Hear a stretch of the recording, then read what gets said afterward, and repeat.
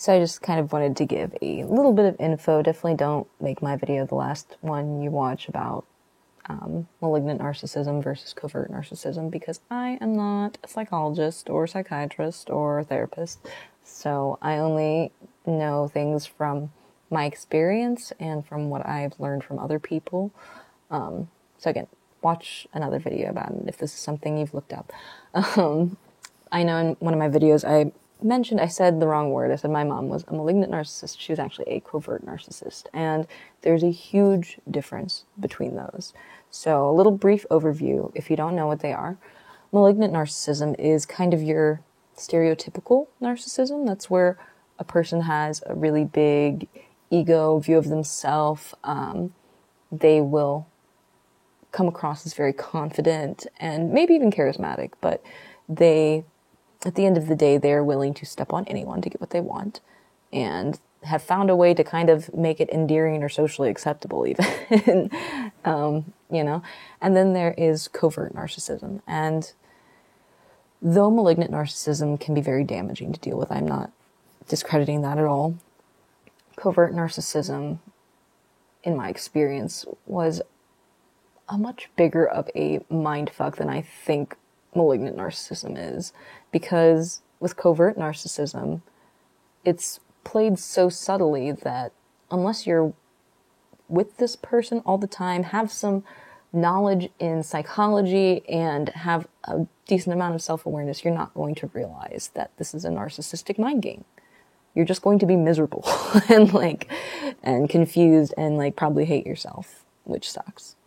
But covert narcissism, it's a long game, whereas I feel like malignant narcissism is kind of the immediate game where you're playing and you're establishing power and dominance, and it's that, and everyone knows it. Whereas covert narcissism is a lot of feigning victimhood and even talking badly about themselves, but it's not because they really feel this way. It's because they're looking to see people's reactions to gauge what they think about them. And for those people that have a high opinion of them, they will use as a narcissistic supply. And the people that have a low viewpoint of them, they will target mentally and psychologically, which one and the same. Emotionally, they will find ways to target them, to bring them down, because in the narcissist mind, if they can bring someone down, they've elevated themselves. Because I don't know why. I mean, I guess in a weird, textbook psychological way, yeah, I get it, but I don't get it. Covert narcissism, though, is so painful to grow up with and to live with, because, like I said, it makes the awareness that the narcissistic abuse is happening much more difficult to accept or acknowledge. They have you thinking it's all your fault, that they are that way, or that you're responding that way to what's happening, and feeling like you're the one to blame for your own painful experience makes you less likely to seek out help, because it's your fault, and they've trained you to believe that you just have to suffer for everything. Whereas when someone's malignantly narcissistic, you can see outwardly that they're very full of themselves, that they are not willing to take responsibility because they're blaming everyone else. Whereas a covert narcissist is more likely to quietly get people to, blame everyone but them. They're not denying that they had anything to do with whatever's happening, whatever wrong happened, but they're going to point out, well, this person's flaw is here, this person's flaw is here, and point the finger everywhere but back at themselves. And it has other people blaming blameless people for what the narcissist is doing.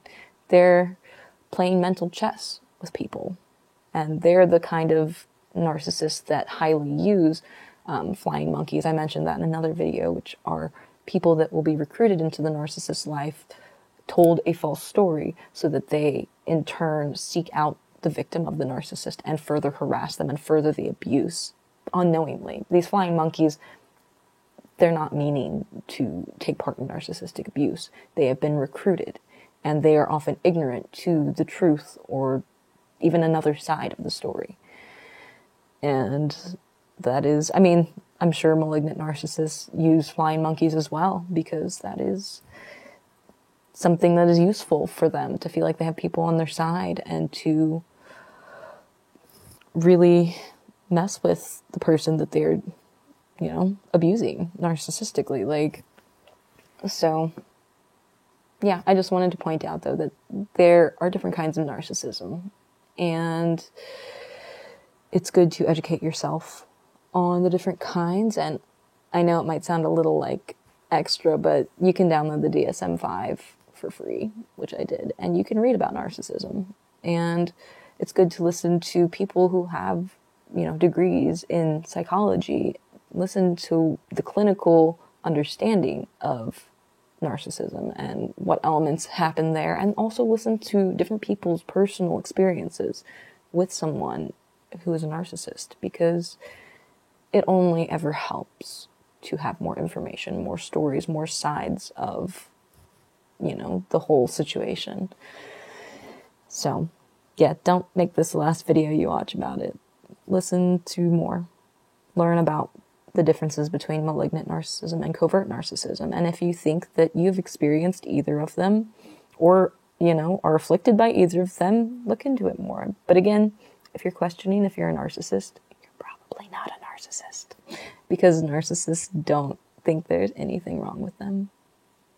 So good luck with your, I guess, research, your own studying of narcissism. And yeah, good luck.